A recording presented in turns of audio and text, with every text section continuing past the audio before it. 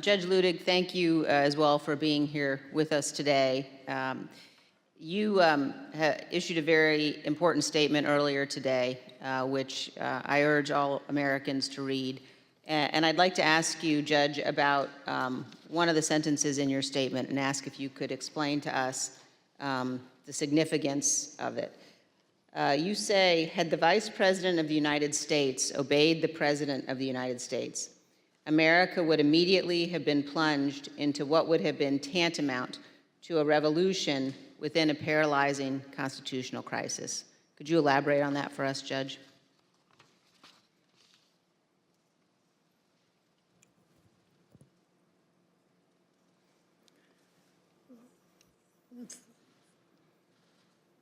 Thank you, Madam Vice Chairman.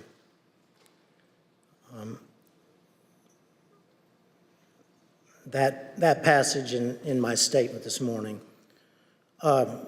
referenced the most foundational concept in America, which is the rule of law.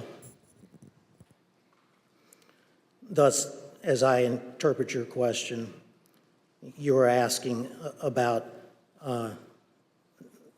that foundational truth of these United States, which we call America.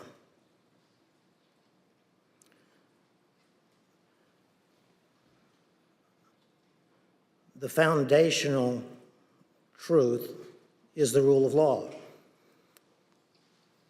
That foundational truth is, for the United States of America,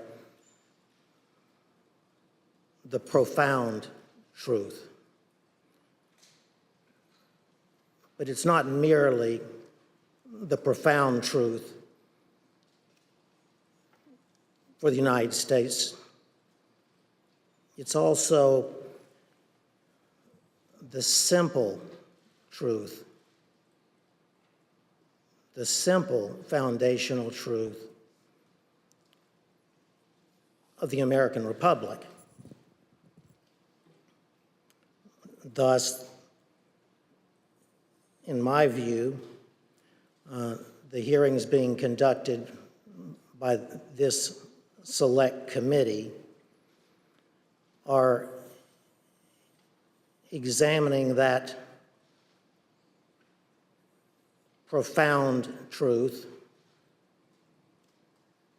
namely the rule of law in the United States of America. The specific question, of course, before you and before the nation, not before me, is whether that foundational rule of law was supremely violated on January 6, 2021. Now, to the question specifically that you asked, Madam Vice Chair, I believe that had Vice President Pence obeyed the orders from his president and the President of the United States of America during the joint session of the Congress of the United States on January 6, 2021,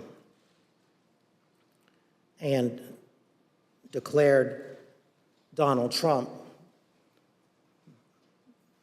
the next President of the United States, notwithstanding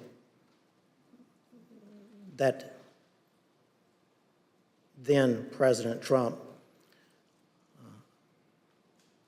had lost the Electoral College vote as well as the popular vote in the 2020 presidential election.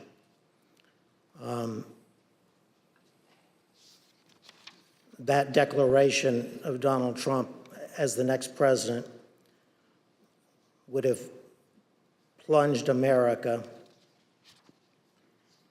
into what I believe would have been tantamount to a revolution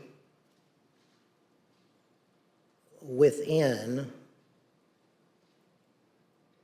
a constitutional crisis in America,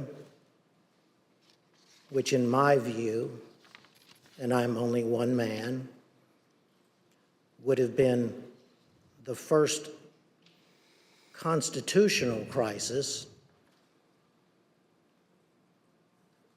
since the founding of the Republic.